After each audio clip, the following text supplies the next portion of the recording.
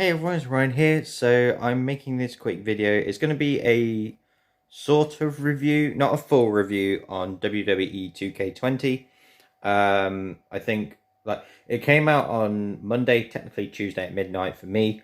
I've had literally the week to play it. I've been playing a mix of that, Mortal Kombat 11, and Gears 5, but I haven't explored every aspect of WWE 2K20 yet, so I'm just giving my thoughts on it for now.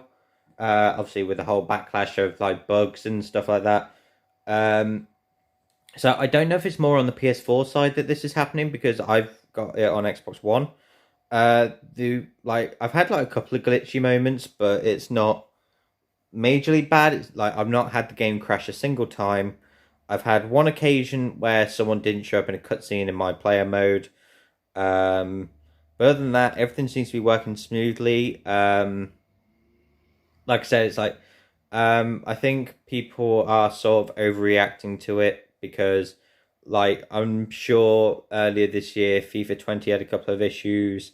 Um, Even Pro Evolution Soccer 2020 had issues. Fallout 76 was a big one for that. Red Dead 2 has had a few issues as well. Yeah, a lot of these games are having issues, but I think because it sort of like goes based on like wrestling fans, and like wrestling fans have pretty much been what people are now, but a good 5 years before, where we see something and then we want that but more, and then we keep wanting more and more, and then when it doesn't live up to that standard, it's rubbish and it's not good and it's this and it's that, when they can't just appreciate the basic things of it.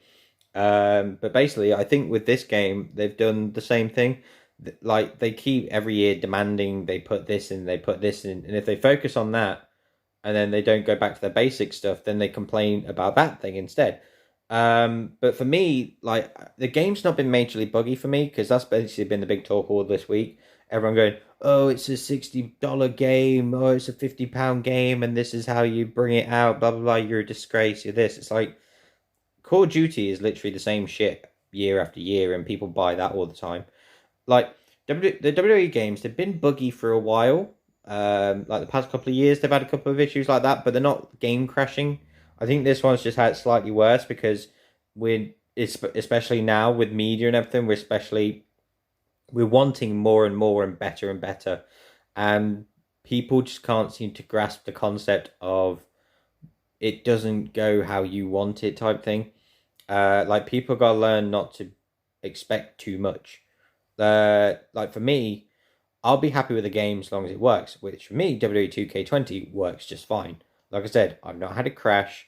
I've not had it bug out on me. I've not had it do something where I couldn't play anymore, so I had to quit out the game. Um, like there's been a couple of odd moments in it, but like I said, it's something that is easily resolved. It doesn't require some bitch and moan to the 2K team. But unfortunately, that's just how it is nowadays. The story mode, I was half and half with it. I've got about 4 chapters left to do. So like I said, it's not a full review just yet. But to me, it's like they did with the last one. Um, the character, when you're in the indie part of it, so like before you get to WWE, they're the most unlikable, cringeworthy people you could have. And it's like this is supposed to be like it's sort of like a this is supposed to be me thing because it's my character and everything. Obviously, they get given a different name. Um, but in this, it's like so the two characters you got the girl and the boy. Basically, you have to create one of each. The guy is a big fucking idiot with no common sense and no wrestling ability, but basically he's a good manager essentially. The girl, she's a great wrestler, but she's a borderline psychopath. I'm sure you've seen the infamous very first scene when they're in the classroom about how she's gonna take this red marker and cross out some of the boxes on her grandmother's thing in the hospital, so they won't know where to turn her over or not. So she'll have bed sores. Yeah, it's like that stuff. She does that on like 3 occasions on the build up, but when she gets to the main roster, she's actually better. Like she's toned it down, and Trey is actually a bit more of a better wrestler than he was. But that's sort of like the running gag is like, oh, Trey's actually not that good. Basically, just saying that Trey, T-R-E, is the guy's name. The reason he got the name Trey was because when Red, and she's got the name Red because she was known as Hothead Red, because if someone would annoy her, all she'd see is red. He got the name Trey because when he went to go help her, he slipped over a tray.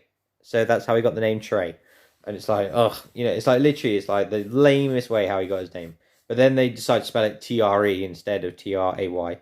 Um, like I said, indie stuff that can sod off.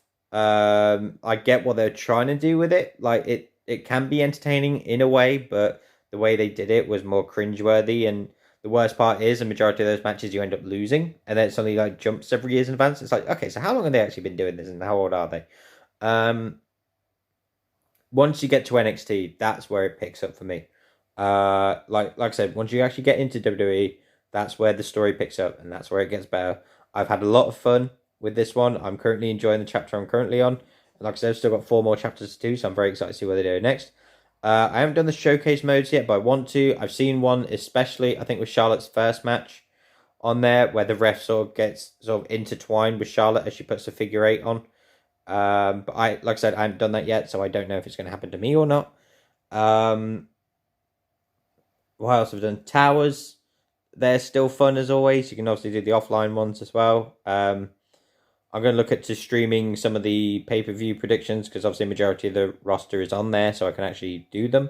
Because that was a promo I was getting later on in 2K19, is half the people that were in the actual pay-per-views weren't on the game, so I couldn't really do anything with them. Yeah, like I said, other than that, I think people have overreacted a bit too much to it, saying it's like the worst game. They should demand refunds. They should do this. They should do that. Because we've had several occasions where games have gone out and they've not been great. There's going to be a patch in a couple of weeks, so hopefully they can fix it. Like I said, it's like with the majority of games, they go from barely anyone playing it to millions of people playing it, and they expect it to just instantly work like that. Like I said, some things take time, and basically, you're not going to know if something's wrong unless people try it and they tell you that something's wrong. So then they'll actually have the time to fix it. I think they're just waiting for Halloween to be over, and then they can focus on getting that done. But like I said, I've majority enjoyed WWE 2K20. I've enjoyed the My Player mode. I've enjoyed the Universe mode. I've still got to wait for some of the new cutscenes. The bringing the mixed gender match back is great. All the new game modes, all the new arenas that actually do show up in story mode, so they're not just randomly made. Like I said, I've got a majority of the achievements already. I think I've got like 10 left to do. But like I said, I think people are reacting a bit too much to W2K20. Yeah, it does need a few patches to fix it, but it's not like game breaking and it's the worst thing ever, and how could they release this and yada yada yada, because we've had it time and time again. But yeah, that's pretty much my sort of review for W2K20. Looking back at this video as me just rambling about random crap. I think it's just, I was getting a bit annoyed about the way people were reacting to it, but then again, it is wrestling fans in general. It's like I try to do that now with like the internet wrestling community. I try and ignore a majority of them, because all they want, they basically go, oh, this happens. This means they can do this, and they can do this, and they can do this. And then when they don't do what they want, then it's shit. It's this, it's that. I don't get why I watch this anymore. I might just tune out and never watch it again. And then they're always back the next day anyway. So yeah, I'm just trying to like enjoy it as I can. Like I do that with wrestling nowadays. Is I'll sit there and I'll watch it. If I'm enjoying it, I'll enjoy it regardless of what other people say. I'll only say it's crap if it's genuinely crap. But yeah, like I said, W2K20 is not as bad as people say it is. Maybe do get it when it's discounted or when the patch is sorted and they know everything's working. But I'd say it's definitely worth the money. Well, I'm definitely going to get my hours out of it. But that's pretty much my review for WWE 2K20 for now.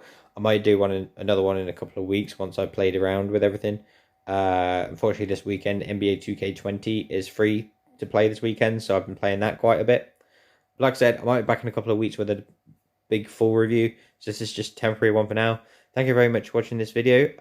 So if you want to follow me on Mixer, True Achievements, True Trophies, add me on Xbox or PlayStation, or follow me on Instagram. It's all rbillington94. So that's RBILLINGTON 94.